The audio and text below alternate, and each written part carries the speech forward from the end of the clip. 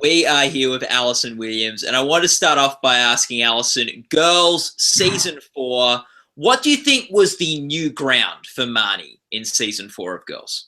Well, I certainly think for her, it was getting what she wanted so badly, which, as we all know, can be kind of challenging because you might want it, and then the minute you have it, you realize that you actually don't know what to do with it now that you've got it. So in that case, it means romantically with Desi, who she yearned for in season 3 and just wanted to be with so badly, and then finally got the opportunity to do so in season 4, then didn't quite know what to make of that and didn't even know if she actually liked him or just liked the idea of him.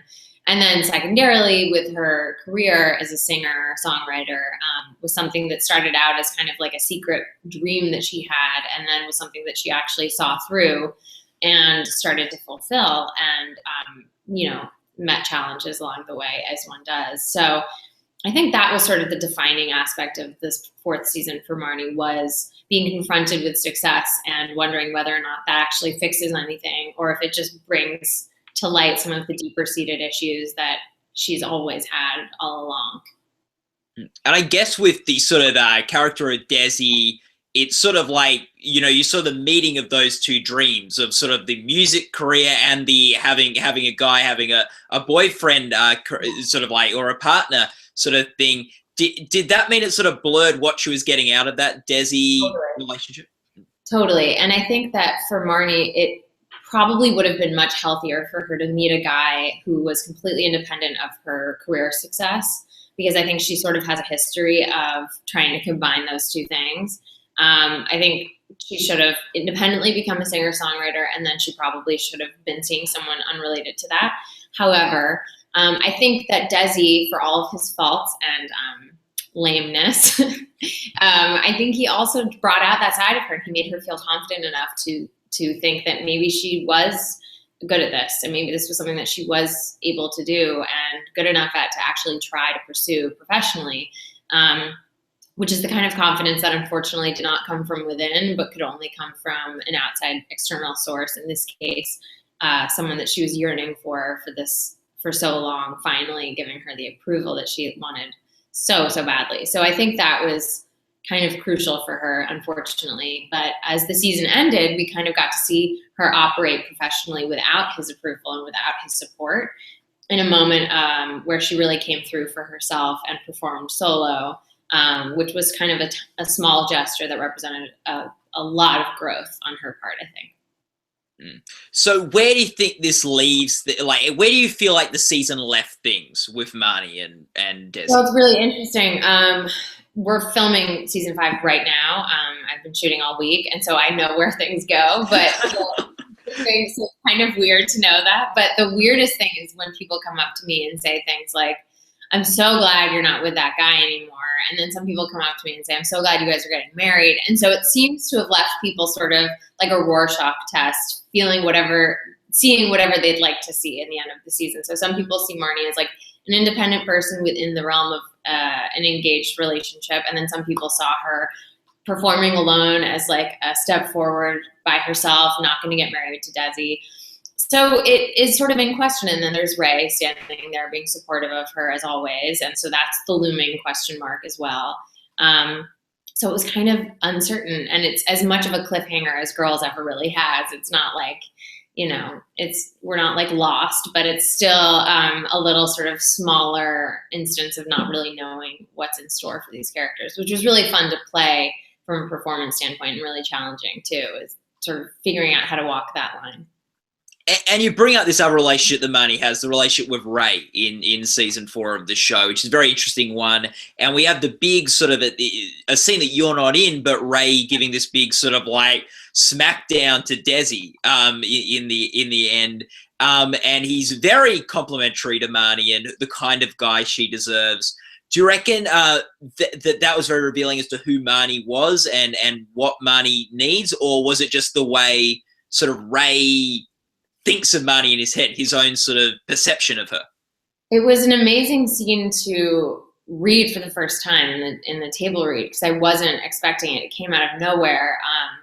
Ray has always been a very complicated fixture in Marnie's life. Ever since season 1, he's always been the voice of reason and someone that sort of puts her down because he knows that she's capable of better and holds her to a higher standard than even sometimes she holds herself. And he has always told her sort of the hard truths. And when she was feeling really lost, she went to Ray and she asked him to tell her everything that was wrong with her. And they ended up sleeping together, which complicated their relationship. But I think it's very telling that he's the one that she came to when she really needed someone to be very honest with her and very straightforward. Because he certainly is capable of that. So obviously he's not going to like Desi for 2 reasons. One, because his BS meter goes off a million times a minute every time Desi's talking, and 2, because he's with Marnie, who Ray thinks deserves him, aka much better. So that scene was pretty crazy to read about, and also for me, playing Marnie, to wonder like, is that where she's headed at the end of the show? Like, what's going to happen? And I don't even know the answer to that question, which makes it easier to play in the present, so you're not sort of like tipping off one way or another. Yeah, like in real life, you don't know where relationships are going. Yeah. Exactly. So why should I know where hers is going? Like, as if I'm omniscient. Of course, Lena knows everything, but we don't. Yeah, and that's like a really interesting, the position Marnie's in with Ray, where you've got this person giving fairly reasonable advice. He doesn't like the Desi guy, but at the same time, he's got his own emotions caught up in that. So she's got to weigh the sort of, oh, well, like this makes sense, but at the same time, maybe it's because we've slept together and he's got feelings for me. And how do I view Ray's advice as objective when it's not? Exactly, and that's and she is someone who's easily swayed by a compliment. That's part of her persona, I would say. So he has a permanent place in her heart because of how much respect he has for her and how clearly he sees her. And I think she feels that he thinks she's intelligent, which means a lot to Marnie. And so I think she's very flattered by the way that Ray feels about her. But the flip side of that, of course, that he holds her to a really high standard. And sometimes she just doesn't feel like being held to that standard or meeting that standard because her own standards are so high that can just feel really claustrophobic sometimes. So it is kind of a question, would that relationship ever work out with 2 people that have such clear ethical ideas of how people should behave, even when sometimes their ethics don't make any sense whatsoever? That sort of like very stringent feeling and that sort of set of principles that can be really exhausting when 2 people in a couple both are wired that way.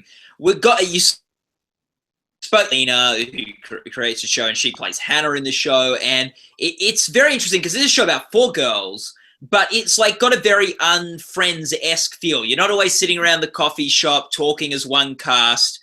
You're off on your own little journeys and worlds. It's almost like 4 sort of separate shows that intersect every now and then.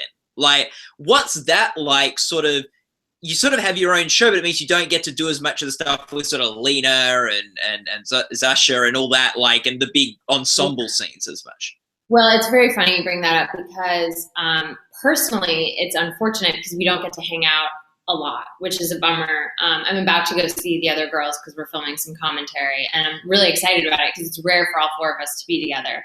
The flip side of that, though, is that our show really respects each of its characters and their autonomy and recognizes them as standalone human beings that aren't just radiating out of a protagonist, which I think is the pitfall of so many TV shows whose characters seem to only exist in juxtaposition to each other. Lena, part of her genius is realizing these characters so fully and in such a 3-dimensional way that we get to play them and live them out that way, which is such a gift, from an acting standpoint, to be able to play someone that feels so real to not only the creative team behind the show, but also to its fans, is such an honor and is such a privilege and something that I have so much fun doing because Marnie just feels so real to me. And she wouldn't if we were always meeting up at the same coffee shop. It might take a decade to figure out who she was rather than just after 1 season, I felt like I knew her very well. The other thing was in the very beginning of the show, Lena told me that she was like, I never go to the same place with my friends. The city's huge. Why would we all go to just the same place all over again?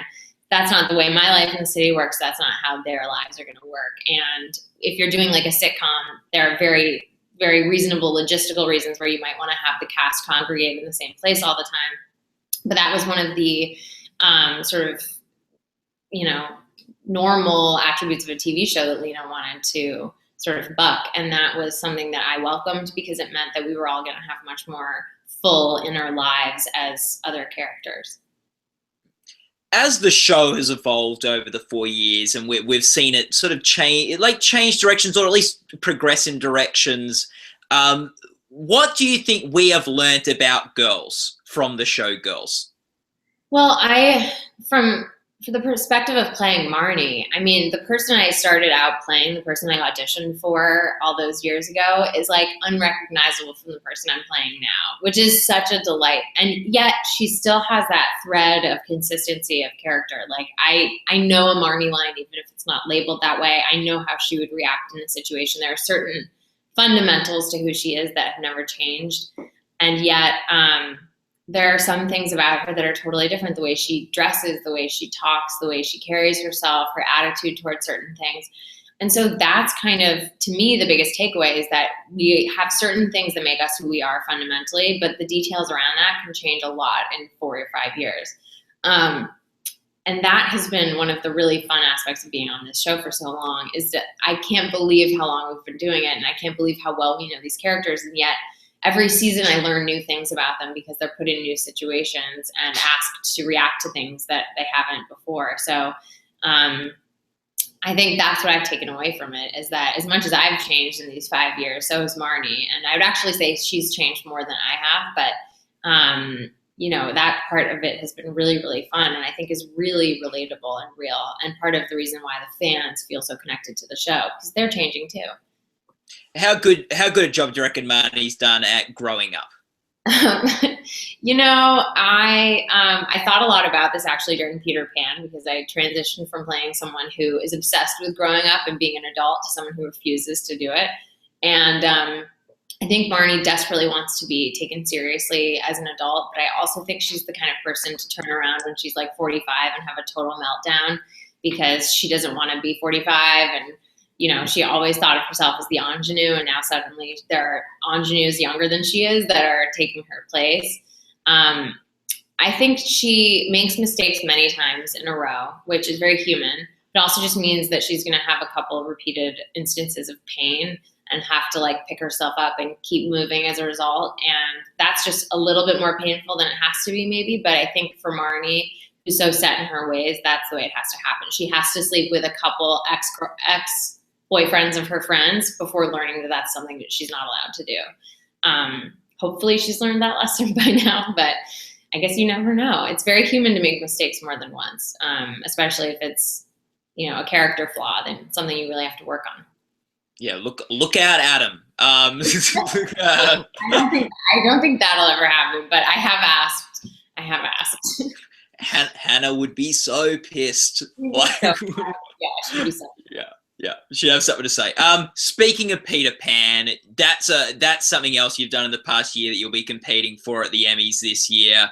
I get like what as a kid growing up, what was your sort of experience or like memories of the story of Peter Pan? Like I think about my age, and like I grew up on the Disney film Peter Pan, even though it was like 40 years old by the time we were kids. Hook sort of came out in the 90s as well. What was your sort of exposure to that, and what memories do you have of Peter Pan? I think it was a little unusual for our generation, but I grew up watching the Mary Martin, Cyril Richard version of Peter Pan that was live to television, and I grew up watching it, I think because my grandparents had it, and I was just obsessed with it. I watched it constantly. So I had seen the Disney one, but I didn't know it that well, and I saw Hook, but I didn't know that as well. So the musical was actually my first entree to Peter Pan, which is what's so funny, because I learned while doing the rehearsal process that most people's relationship to Peter Pan is not musical. So these were songs they were hearing for the first time, whereas for me, these were songs I'd known my entire life and knew all the words to before we started rehearsals. So that part was really fun for me, to be able to like embody this character that I've been watching Mary Martin perform for decades of my life. So that was really cool, but it also was tough because it meant that I had like a really high standard for myself. Mary Martin was incredibly talented and so gifted at that. So I had big shoes to fill, and I did my very best. did you ever think, sitting as a kid, growing up, watching those shows, that will one day be me No, on of course NBC not. I knew Live? I wanted to do that job. I knew I wanted, when I saw The Wizard of Oz, because they double up and two people play the same character, and I saw Peter Pan and they do that as well. Mr. Darling and Captain Hook are traditionally played by the same person. That's when it occurred to me that that was a job that you could have, that you could be that one human being that plays different people, puts on different costumes. And so it was definitely part of what fueled me to become an actor, because that just looked like the most fun in the world, as it is. I could now say the most fun in the world. But did I ever think I could play Peter Pan specifically professionally? No, but I played Peter Pan almost every day at home as a child. So I had some experience with the role when I took it on in a real way. And I guess what, like, for 2015 or 2014, like, what an amazing, like, sort of television sort of thing to be a part of, a live musical, so different to a cable premium dramedy comedy show. What was that like, sort of going into that world of a live television event? It was taking everything I had learned and putting it into a blender, and then just like hoping you have something you can work with when it comes out. Because yes, it was live on television. It was one time only, which people had a lot of trouble wrapping their heads around. It was big, and it's a musical, so it's broad. It's not that subtle, like, dark lighting of Girls. It's like bright lighting, bright colors, big movements. I'm playing a very energetic young boy from the early 1900s with an English accent that can fly and dance and jump and sword fight. And so it was like a complete 180 for Marne.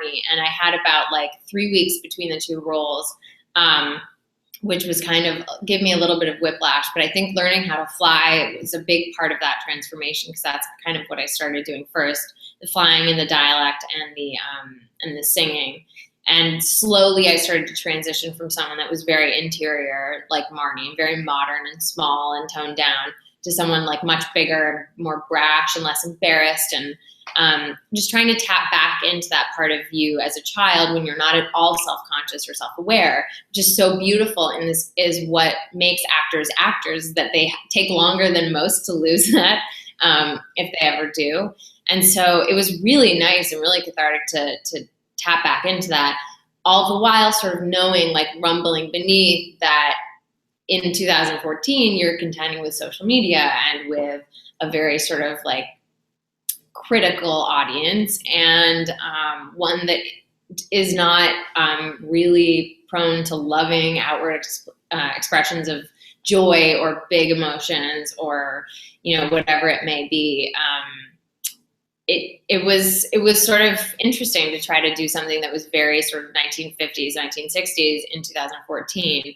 And I have to say, I was blown away by the response to Peter Pan. I still hear from parents and from kids kids watch it on repeat, which to me is the ultimate praise, because that's how I used to consume things when I was little. I'd watch them every day or twice a day or something like that. And so to hear that kids are consuming Peter Pan that way, and it was live, is like the ultimate stamp of approval, because that means that we created something that feels whole and, you know, complete, and didn't have so many glaring mistakes that kids can't watch it over and over and over again without noticing, like, hey, isn't someone dangling from the ceiling in this scene, or, you know, whatever it may be.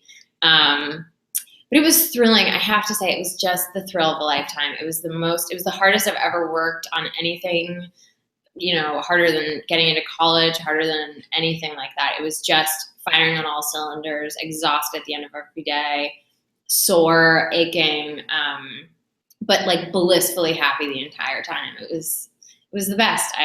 And the open auditions for Dorothy are tomorrow in New York City. And I do not fit the part for the Wiz, but I was like, what if I just showed up? What would happen? I think they would escort me gently out of the building, I think.